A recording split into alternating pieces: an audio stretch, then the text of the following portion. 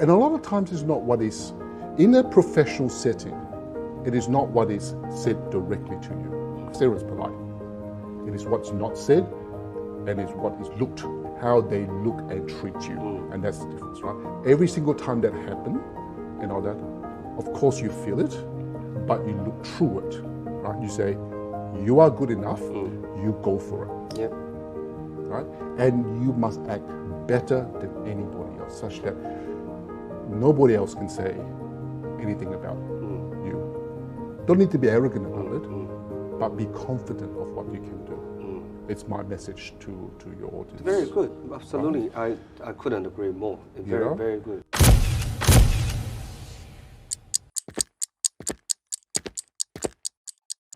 身在他乡，亦是故乡。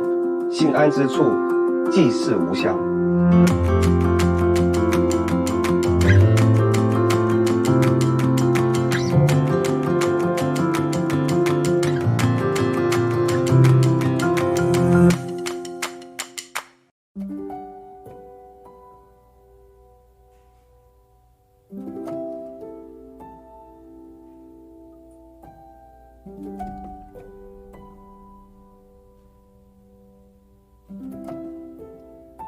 Good afternoon, Tony. Thank you for coming for today's lunch. I know you as a lawyer, and I know you for your firm is big firm, and your firm is one of the international firm, if I'm not wrong. But I think there's a lot of people they don't know you that well. Can you please introduce yourself? Okay. Thank you, Simon, for this opportunity to introduce myself. And thank you for that very kind introduction about knowing me as a lawyer around town. Yes, I am a lawyer. I laugh sometimes because I'm known as the big lawyer around town. I don't see myself as a big lawyer. There are many lawyers who are. I think what is the difference is that I am an exception because I am Chinese, I'm Asian.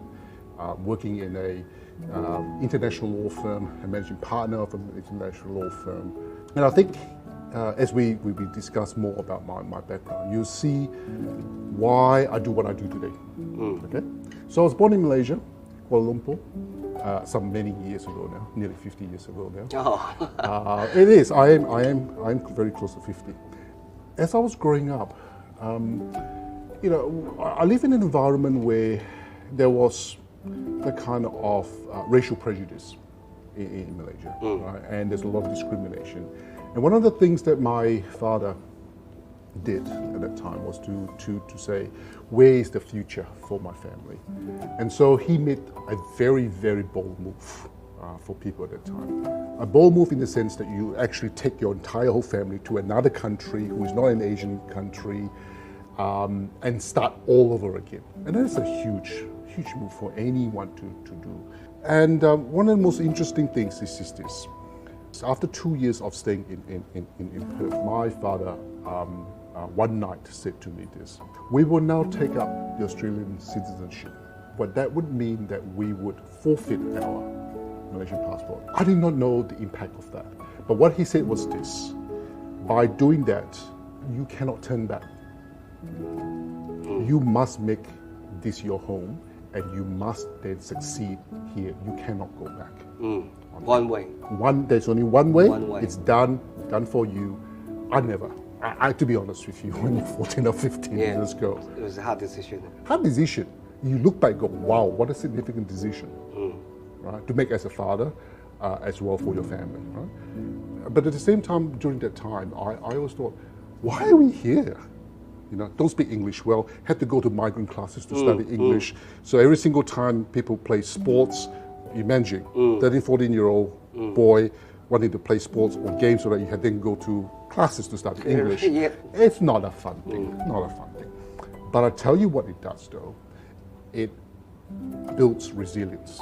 Your drive to success is built through that.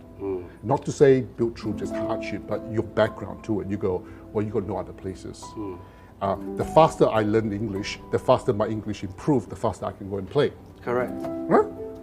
So throughout whole life, that was it. And I can assure your audience this. I never wanted to be a lawyer. Oh, really?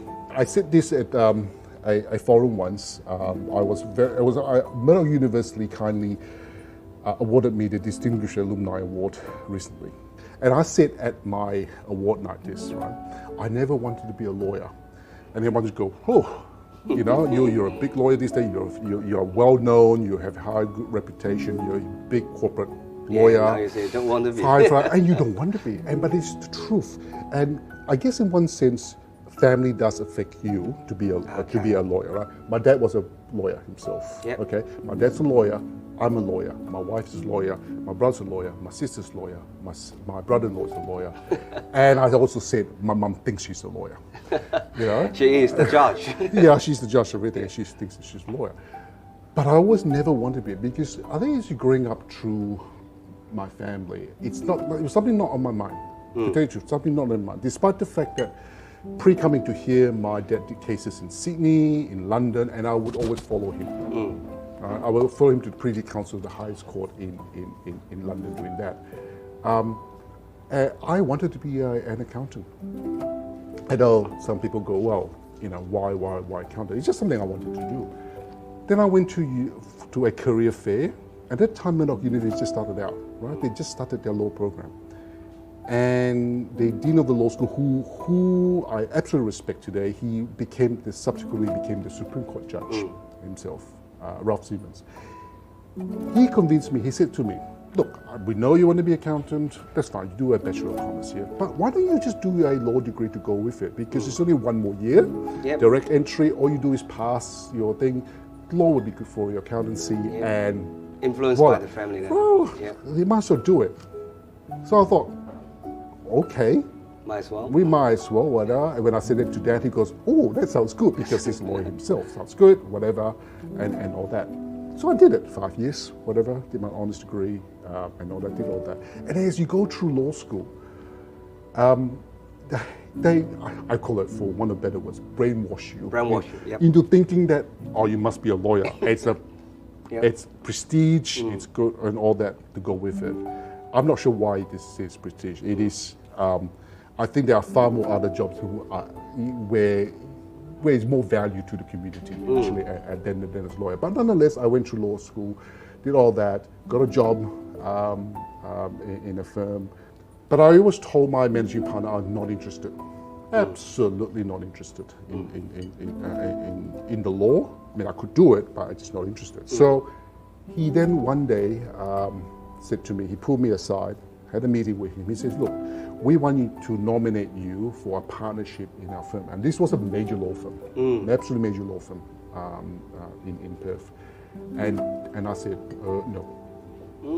And he go, how's this possible? Why did they choose you, by the way? You must have done something. Well, I think that you know, I tick all the boxes for a partner, right? You have the business case, you have technical expertise, and all that. Plus, I started in the firm as a photocopy boy. Okay. In experience from a photocopy boy rising to the ranks, rising right to the ranks. So I was. How many years was that? How many years? Oh, would have been like about 8 or 9 years. 8 or 9 years. 8 years. 8 years. My first tranche was 8 years with that firm. How did you overcome the difficulty in such a big law firm as being an Asian man? You know, well, I haven't heard a lot of Asian people in the big law firm can be a partner. Yes. You know. Yes. So I think you're the only one I've heard. A Chinese, yes. Yeah. There's 1 or 2 now, but they came from the East Coast and all that. But there are also other Asian background, more people now. I thank God for it. I would say I'm very pleased to see. That's good. Very, very pleased to see. And the next generation will have many. I think you're absolutely correct. Whilst I was going through that period, and that would have been the 90s period, some of your audience may be familiar that in the late 80s, 90s, look, I think it's better if I just put it out. There was racial prejudice around. There's no doubt about it, right? The Jack Van Tongeren days where Chinese restaurants were firebombed. Yep.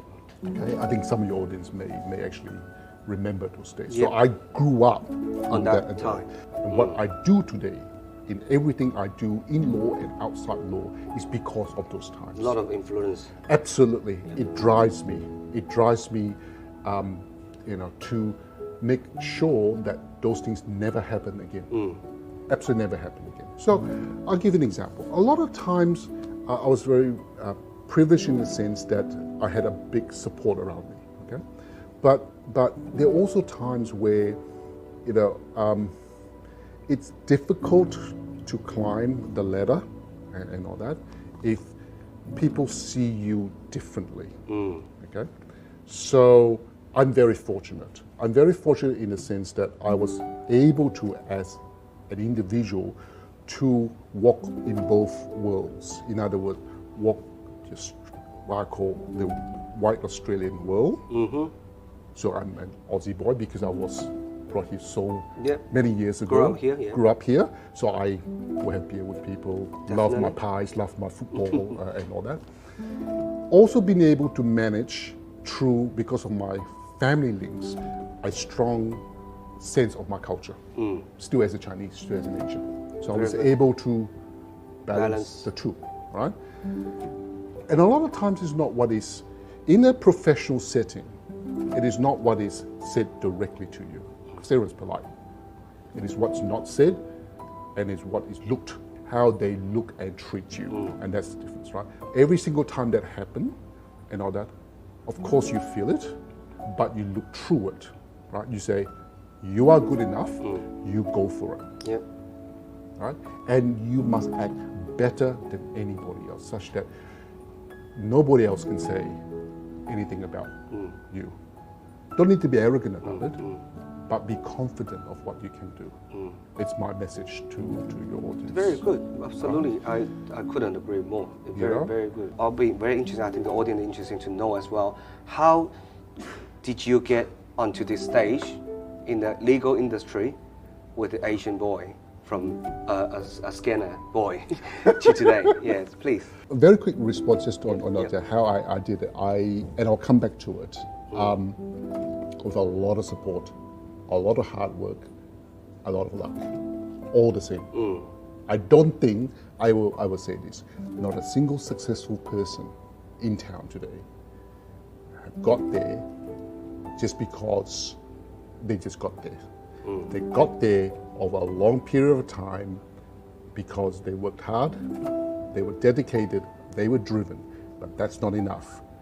It's all the support of people. I call it your guardian angels around you. Okay, somebody that gave you the leap of faith. Sometimes it's all about timing. Sometimes it's about luck. Right? I think that happens to everybody. That's certainly me. So coming back to my day-to-day job. Day-to-day job. So I'm a managing partner these days. And what does that mean? You say to me, "Oh, that sounds like you're the boss." I think I'm the boss of the people. I think they tell me what to do. I always say this: I'm a representative for all my partners. But at the same time, it feels like I get to do, or I must do, those things that nobody else wants to do. Okay? So that's how I see my role. But more seriously, I'm a corporate partner, so I deal with from high net worth individuals to major corporates. In maybe 10, 20 years ago, it's all about you knowing the law. Great lawyers are technically very good knowing what the law. To me now is this, and this is more importantly for the future.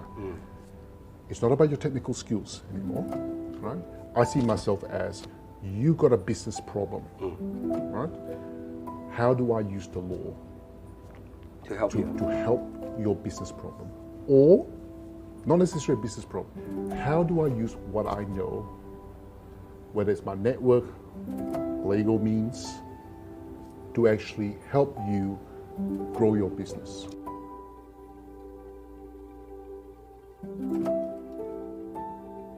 And we all know you are the senior vice president of the Chinese Chamber of Commerce. What's your contribution, and how do you find out yourself to use this platform to help people? And have you achieved what you are initially, what you want to join this chamber? Have you achieved that goal yet? No, absolutely not. Okay. Absolutely not. I'm not sure I will ever achieve it. Very simple. My goal, originally I joined the chamber as I said before, in those difficult times. Yep. And true enough, it would open up my eyes to what the chamber was doing in terms of be the bridge between Asia and the local Australian community. And that's what the chamber is all about, that bridge. All right? And to make sure that the voice of the Asian community, particularly in terms of discrimination and all that stuff, and the contribution that Asian people make to society, are recognized. Okay? So that's what the chamber is all about. I started in 95, attended events. So I started in those days as a volunteer, stacking chairs in events and all that stuff. I think I still do, just old habits and all that. 184 2022 now, I'm the senior vice president. But I don't think it makes a difference because I think it's a big title, but at the same time, to me, all of us are doing volunteer work. Seriously, we're all doing volunteer work. Is given my position now outside the chamber and outside the law is my ability to talk to a lot of people in business, my ability to talk to trade officials, my ability to talk to government, my ability to talk to all your government departments, foreign and all that. So I can lead, host trade delegations, discuss business, and not only that, be able to connect members of the chamber with those people. So that's what I do within the chamber. So what's your goal within the chambers? What do you want to achieve? Two things. One is I don't believe that the contribution of Asian community is well recognized. Or I feel that the acknowledgement is not quite there yet. Okay, it's starting to. It's not quite there. Two, until we stop any prejudice of any form, that work is not done. Right? And the chamber has a role to do that. And thirdly, it will take a long time to show that there's no gap between people, new migrants coming in and working here and interacting with the community here, the business community here. That will take a long time. Yep. I think if once you achieve all that, then you don't need the chamber anymore. Well, you really don't, because that's all the chamber is going to do. Objects. The objects. Yep. Right? If you do achieve all that, you actually, the idea is to make the chamber irrelevant one day. I believe that the chamber, the whole team is working toward that direction, which is good. And it's very important that it is a debate that is discussed, an issue that is discussed as to we have so many Asian associations. It would be very nice if one or two takes the lead to become the voice for the other, so that it's like one. Yes, the chamber is strong. It has a voice. So is Zhonghua as well, right? Another phenomenal organization that I value. But it would be nice if everyone is united behind one or two, so that it has got that power. Right?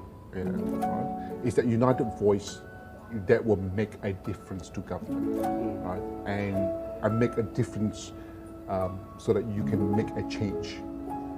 That is very important. I totally agree with you. And why do you think it's not happening yet? I think from your point of view, why it's not happening? I think it's because I think every associations, rightly or wrongly, for good or for bad, have different interests, right? Different interests. Purpose as well. And purpose as well. And it's how you get a consensus between all the other organizations. And frankly, all of them are great associations. They're all great. They're all individualistic. They're all doing great work, right? But all I'm just saying is this, that it could be so much more powerful if that happens. Absolutely. Right? And that is what I like to see. That is what, if one day I become a president of the chamber, that is what I want to achieve. Good. Well, I've heard that you have donated some scholarship for students in the Perth Modern School for the students. And is that true? And why would you have this kind of idea? It's very simple. I'm a lawyer. I do a lot of sins. I need to cleanse my sins. That's right. To do community work, to help people. You don't understand. I like to be able to be seen as a lawyer. No doubt I'm a lawyer, but a lawyer with a heart. That's a difference. Well, everyone say that. Lawyer with a heart, right? Okay. I don't think people will believe that, right? I do. As opposed to lawyer as a shark, right? So there's a difference. This company, I truly believe in giving. Yep. Whether it's here or whether you are in Asia or any society, if you are able to, in any form, it doesn't matter if it's money, give back, right? Pay it forward. And I think my view on that is very simple. It actually, the more you open up to others, the more you give away, the more you help others, right? Without expectation of anything to come back. That is the most important thing. You know what? I have found that keeps me happy. Now, may not keep everyone happy. May not keep all your audience out there might go, oh, it doesn't work for me. That's fine. But for me, it keeps me happy. Right? It drives me happy. It actually makes me happy to the point that I actually can be a lawyer. Because it's a grind. Okay? Cleaning your sins. Clearing my sins. Sins. So, yes, it's true. Yes, it's true I have scholarships. At Perth Modern, I have scholarships at Murdoch University. I've set up a foundation for myself to help the homeless people. Okay? It is all true. And also Aboriginal as well. Yeah, so I have now established the Tony Chong Award at the Telephone Kids Institute. It is an award given to a researcher, an Aboriginal researcher, to research into mental health, mental wellness in the Aboriginal community. Yep. And I think that's going to be important. And the reason why I do that is simple. I am very passionate about the homelessness. Right? I guess maybe I'm Asian, maybe because everyone, Asian people love property. Yep. But it's fundamentally important because without a roof on your head, you have no place. There's not secure. It affects. But to solve the homeless problem is not about just giving the person a roof, right? Because otherwise we can just build apartments and put all them in. Yep. It's more about that. You have to solve the underlying problem, because those that are on a roof, they tend to be they're unemployed. They're unemployed, but they can never get a job because they don't have a roof. They don't have a permanent spot. They're unemployed because they have a mental illness or they're sick. They have alcohol problem. It goes round and round and round and round. You don't solve the Aboriginal problem with alcohol and all that because you trying to put them into a system that doesn't quite work for their community and all that. But for me, I've gone beyond that now, right? Because I'm fortunate enough to be able to earn a decent living, that I can take part of my income and support causes like this in a more direct way. So I'm able to use the resources I have to say, you know what? Garrett, support young people, education. Without education, you're not going to get there. You're not going to get a good job and all that. Support research into Aboriginal mental health, because I want to support the Aboriginal community. And I know the mental health is an issue with them. By the way, that mental health is also about the LGBTQ as well. That is also an issue. So unless those issues are all resolved, how in the community, in the Aboriginal community, how do you think those people are going to go from the community once they go out into the wider community? If you don't resolve it at that level, they'll never get there. you're just going to perpetuate the problem. Now, I can't say that my award with Telephone Kids Institute, which is over a 5-year period, is going to solve the world's problem. Right? But it's a start. And I'm hopeful, if you're for those who's listening, as your audience is this, use this as an example to be able to say, you can do it too. You can help. It doesn't matter whether you are interested in that Aboriginal thing or not. Find a cause. I'm pretty sure every one of your audience has a cause they need to support. Right? Find it, support it. Right? Every support, whether it's money or volunteer work, it makes a difference. Look, very, very interesting, because I like the way of you thinking, and I also reminds me one of the Hong Kong movie stars quote. He said that when you lend, you need to teach people. Yes. When you earned, yes, you need to give to people. But you don't need to give all of it. You can if you want. Yes. I'm generous, but not that generous.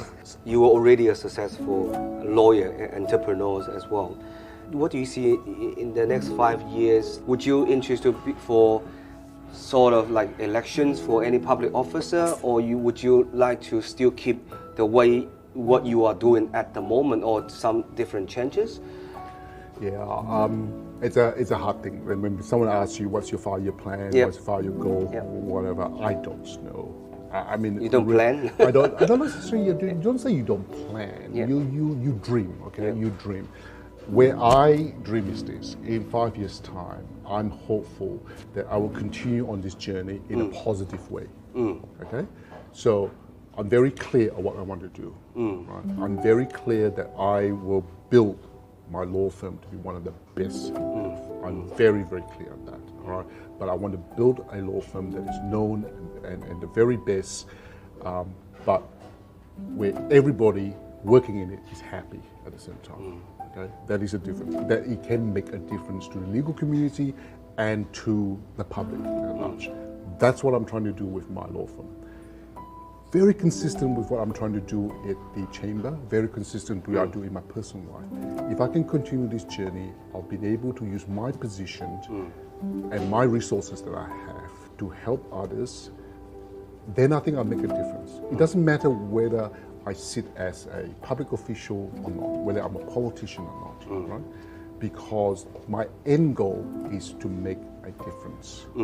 If I do make, and I'm not asking for a lot, I just want to have a sense that things are improving. Right? If we make that improvement, then I will be happy.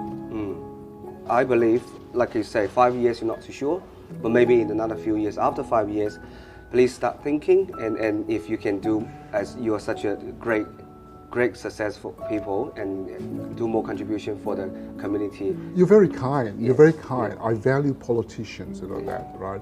They take the blame for everything. Okay, people, they take all the criticism. That's why you need to make some change. They take a lot of criticism on that, but I can tell you this: they work hard, and they go in there really not to make money, and a lot of them want to go in there to make change. Okay, I have to learn to be nicer. You are enough, man. To be nicer. Enough. I'm not so sure yet. Not so sure yet. Okay, but anyway, I mean, thank you for today, and I know that you charge like very expensive. That's why I have to cut the time short. Okay, thank you for today. All the best for you in the future. Thank you. Cheers. Tony， 他在西澳是唯一一个在这4大律师所里面能做到 partner 的一个律师。他还在很多公益事业上做出过奉献，因为他希望能帮到这些土著人，还帮到这些学生，让他们以后在他们的改变他们的未来。我觉得这些都是一个非常大的思想，尤其是现在我们华人在这边，应该不只是为了自己的生意利益去奋斗而已。然后当你一旦有了这个更高的一个成就的时候，确实也要为一些社会做一些更多的事情。如果可以的话，我也希望他这么成功的一个人，能在这个政治上为我们华人发声，使得我们华人在这个西方国家，在 Perth 的整个环境跟以后的下一代的成长会有更大的变化。